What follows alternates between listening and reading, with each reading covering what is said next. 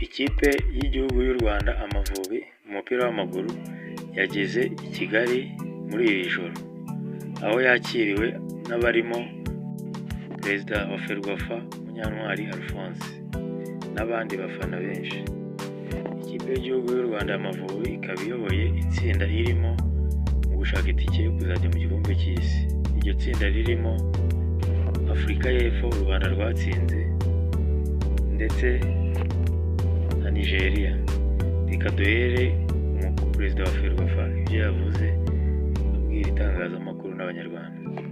Uko bivuze itsinda turacyariyoboye, twazanye amanota 3, twari twagiye twifuza kuzana ari 6, ariko umukino ni kumeze. Turashimira cyane abakinnyi bacu, ikipe y'igihugu Amavubi, turashimira coach, turashimira ikipe yajyanye nabo, staff, turashimira inzego zose twafatanya.